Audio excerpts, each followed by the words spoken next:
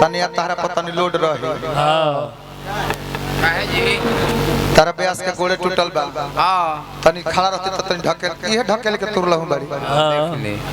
इनकरे मेहरबानी भाई को गाना हम लॉन्च करवाओ तनी ओ गनवा के बोल बा कि दाल भात बनौनी फेट के घेवड़वा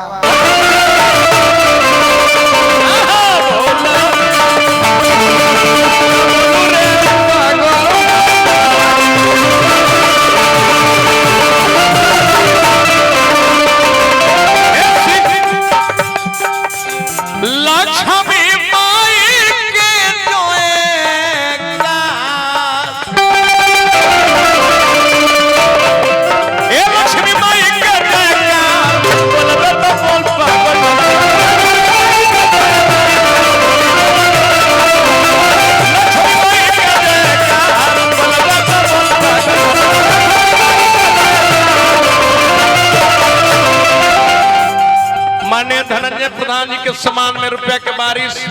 धनंजय प्रधान जी के आजीवन पद प्रति समर्पण रही कामना करम हिमांशु पध्या हमारा बाबा के सम्मान में बड़ी रुपया के पुरस्कार युवाओं के दिल के धड़कन अनामिका साउंड सर्विस के ओर से पुरस्कार धनंजय प्रधान दोबारा जो समाज के सेवा करतनी प्रधान जी के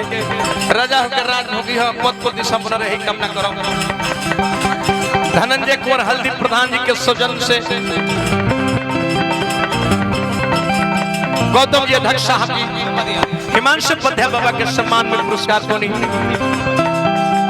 हिमांशु पध्या बाबा की ओर से पुरस्कार हार्दिक हार्दिक प्रणाम बलराम शाहनी राकेश शाहनी जी की ओर से पुरस्कार बा हार्दिक हार्दिक एक बार हम भीख मांगता नहीं गार्जियन से गाना बजाने के गार्जियन श्रोता लोग होखेले एक बार तनी हाथ उठा के महामाई लक्ष्मी जी के जयकारी बोल देने उनका बिना जग अनहार रहेला एक बार जेकर दोनों हाथ सुंदर देले बानी माई दोनों हाथ उठा ली जेकर एक हाथ सुंदर देले बानी माई एक हाथ उठाई श्री स्वीट चौधरी की ओर से बड़ी बड़ी रुपया के पुरस्कार हार्दिक प्रणाम कस के जयकारी बोले के बाद लक्ष्मी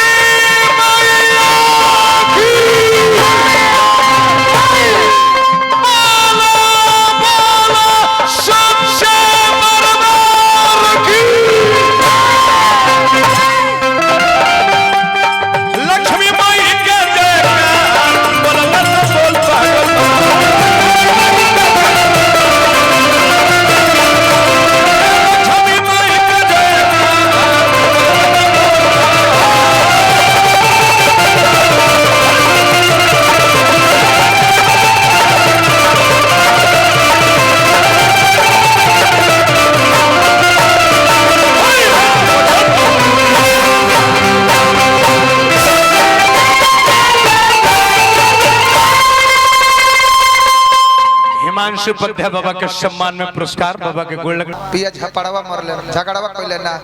मरले खींच के झपड़वा पिया झगड़वा कइले ना हम चाहतनी कि खाली आ जा ओकर वीडियो बनाई स्टेज पे झपड़ा के दे करवा को लोडे से बा भाई श्री जी बहुत नाचिले अच्छा हमर नाचे के नहीं खे तने गोड़ रही त तारा संग हिलती डोलती घूमती फिरती तो डबल तारा संग बाबे उनका नचनियों के जवाब देवे के बा आ इहो के जवाब देवे जने कि दू गो लौंडा से तारा मुकाबला ये कोल भील ब्यास पागल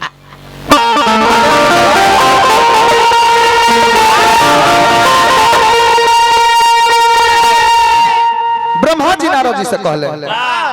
शंका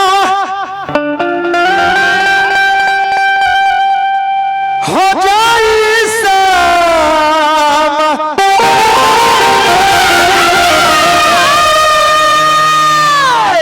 धानवा ए बेटा अरे मनी लंका